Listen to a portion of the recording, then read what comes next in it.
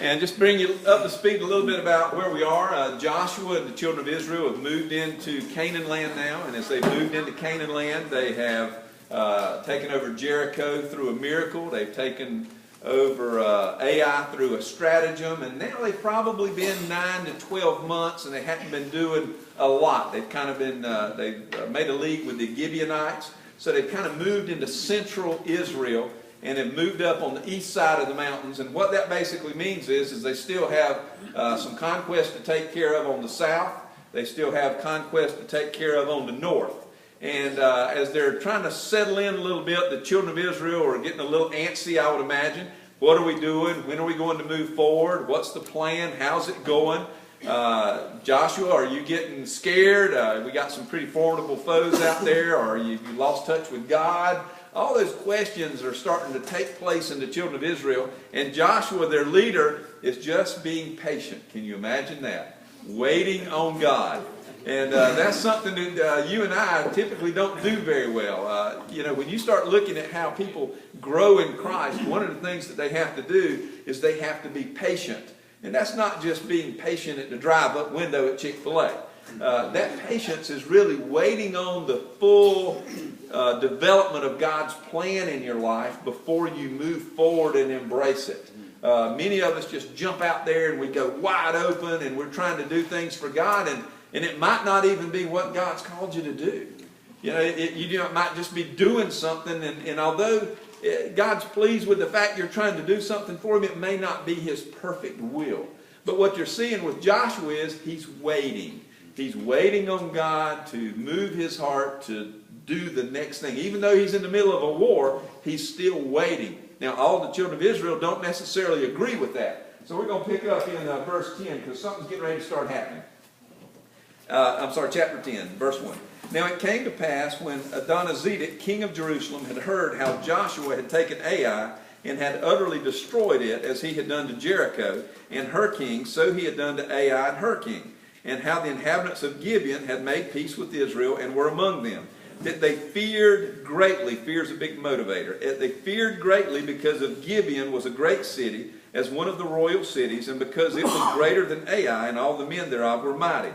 Whereof Adonizedek, king of Jerusalem, sent unto Hoam, king of Hebron, and unto Piram, king of Jarmuth, and unto Japhia, king of Lachish, and unto Debir, king of Eglon, saying, Come up unto me, and help me, that we may smite Gibeon, for it hath made peace with Joshua and the children of Israel. So in other words, they're forming a confederacy. These are the major cities of the south, and they are forming a confederacy, and they are going to attack Gibeon because Gibeon had made peace with Israel. And so what's happening is they're getting ready to make this happen. We'll move down a little bit further.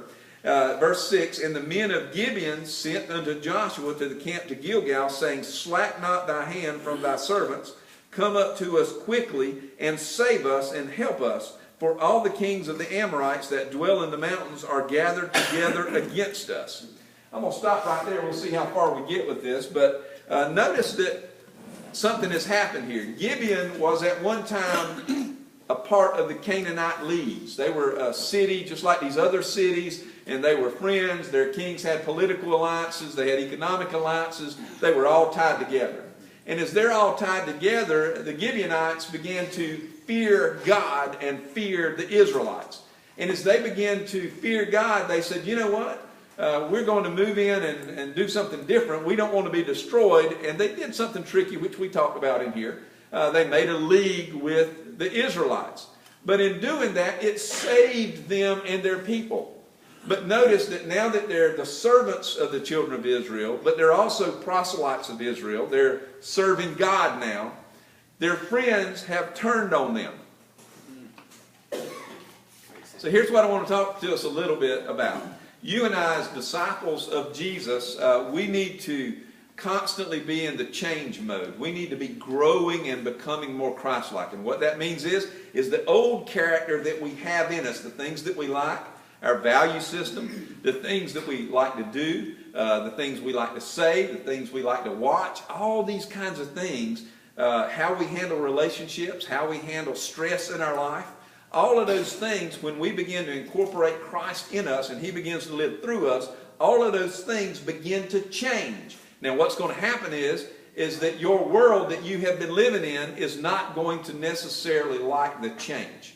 And so what you have to be prepared to do, and what I've got to be prepared to do, is accept the change and embrace it and try to bring people along with the change. But just like the Gibeonites found out, some people are not going to accept the change. They're going to do it their way. In other words, they're going to try to draw you back into what they've always done. They're going to try to draw you back into the places they've always gone, the things they've always said, the things that they've always participated in. And so what happens is that if you try to hold on to those friendships and you don't reach out to the new direction God's got you going in, you're going to be in a bad situation. Just think about it. If the Gibeonites had not made the league with Israel and had stayed in this confederacy, guess what would have happened to them? They would have been destroyed eventually. Yes. But by making the league with the Israelites, they've cut the ties with the Canaanites who are going to be destroyed. And they are living a different life. They are now servants of God and servants of the children of Israel. So what the Bible is telling us here is that you and I have to put ourselves in a position where we're prepared for the change to come and for the old things to pass away and for us to accept the new things. Let me give you a good example. When I was about 30 years old, well, from 25 to 30, maybe not, I was about 25, I guess. I was going through some things in my life, and I was really kind of running from God. And I'd kind of been trying to live for God, but I was doing it on my own terms. Anybody ever do that? I was kind of trying to, I was a Christian, and I was going to church for a long time, but you know what? It really, I was kind of trying to make Jesus fit into my schedule. And I looked pretty good for the most part from the outside, but on the inside there wasn't a whole lot of change taking place. I was kind of going through the motions to benefit everybody else, to make everybody feel good. But what began to happen is I had a big stress situation in my life, and when that happened, I kind of said no to God and began to embrace the world that I had come from. I really had not made that change like I needed to. And I had a friend, and he and I started palling around, and we started doing a lot of things I'm ashamed of. I'm not going to go into details and tell you about all the things that we did. But he and I'll just say this, we ran hard, okay? We ran hard. And what began to happen is God began to work in my heart because that was not the direction he wanted me to go in. He had other plans for my life. He's got other plans for your life too, by the way. But I was running hard, and God began to work in my heart. But here's what happened. When God finally got my attention and changed who I was, and I understood that I owed God a great debt that I couldn't pay, and I had received his mercy. When I finally came to terms with that and said, okay, God, I'm through playing games. Whatever you want me to do, I'll do. When I finally said that, when I finally said, you're Lord, I'm not. Do I need to say that twice? When I finally said, you're Lord, and I'm not. When I finally said that, guess what happened to my friend?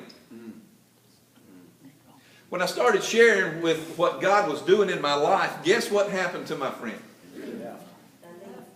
Well, he really wasn't interested in that. He wanted to continue to do what he and I had always done. And I told him one night, I said, listen, remember a couple weeks ago, I said, I was in the middle of a field on my hands and knees. Y'all, I don't have to tell you what I was doing on my hands and knees. I wasn't praying.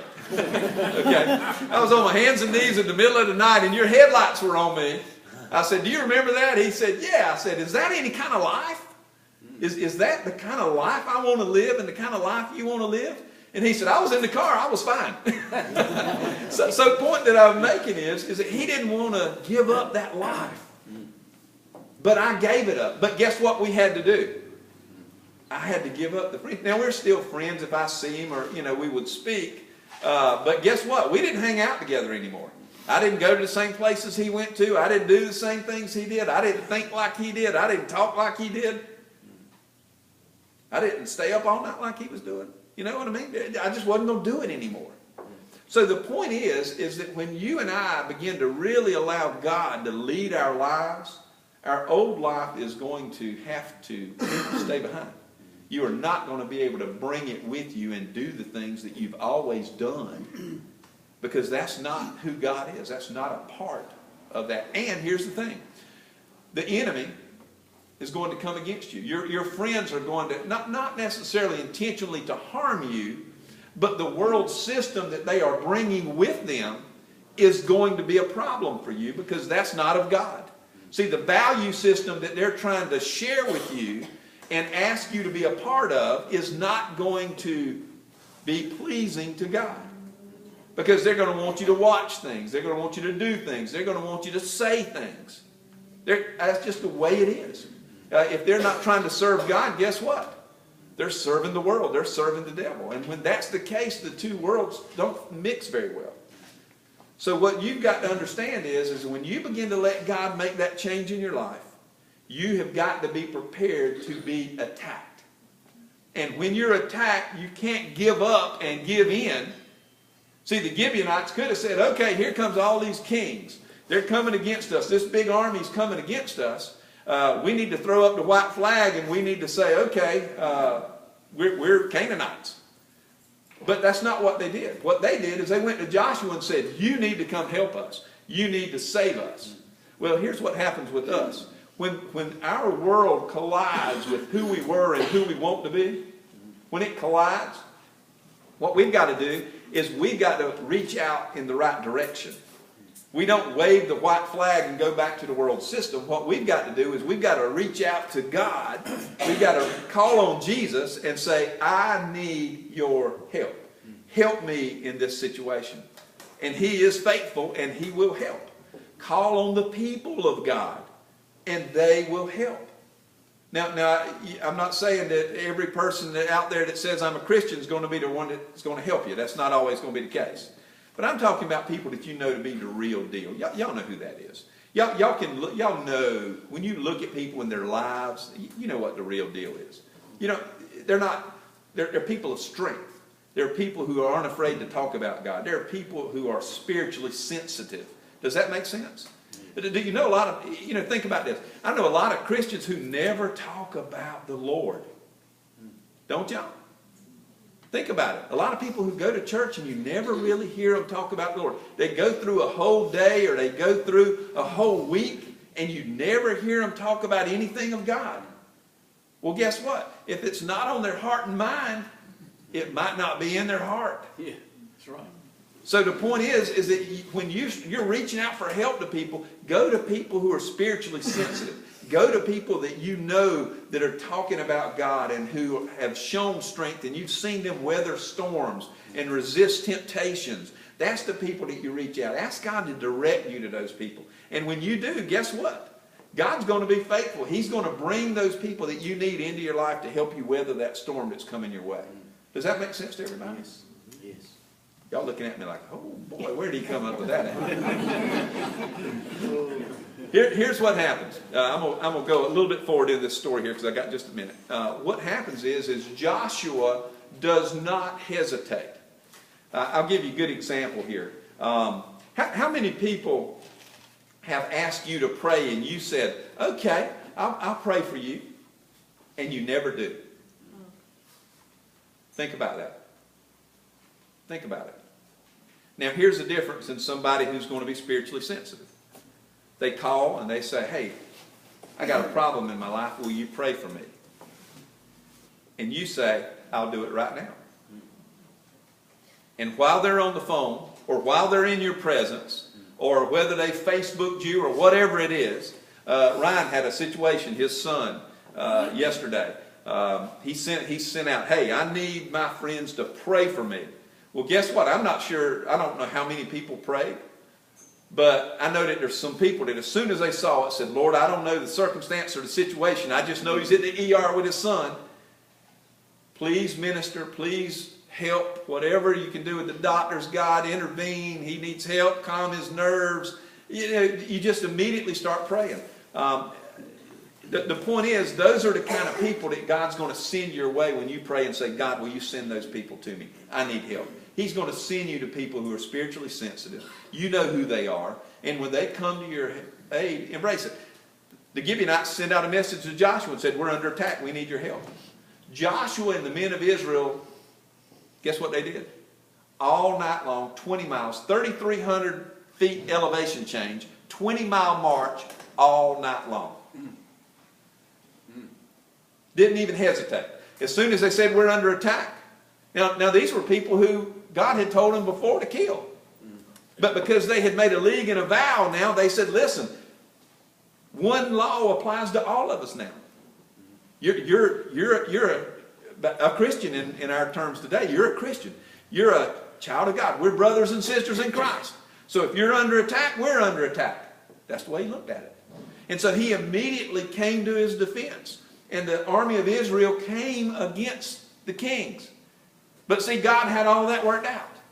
Because what happened is that while Joshua was waiting, God was getting this confederacy of kings together so that the children of Israel could kill them all at one time, instead of having a bunch of battles.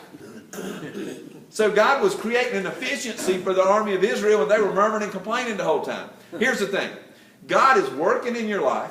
The stuff that you've got going on, he knew about 10,000 years ago. Yes. The answer you're looking for, he had 10,000 years ago. He's just waiting on you to get to a point that you can deal with what he's got going on.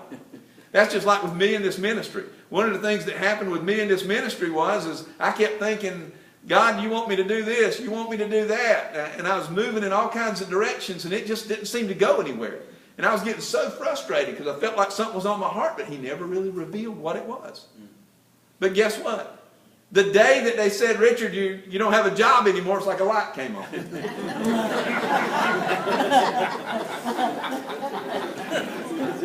As John Maxwell says, I jumped and grew my wings on the way down. And so what happens with us is we have to understand that God has got a plan for us, and he's going to change us. And as he changes us, we've got to accept the change, because some things are going to be different in your life. And I'm absolutely out of time. I love y'all. Let's pray. Listen, with every head bowed and every eye closed, if you're here today and you can say, Richard, you're talking about the change that needs to take place. That change hadn't happened in my life. I need Jesus in my life. Hey, if that's you today, I want you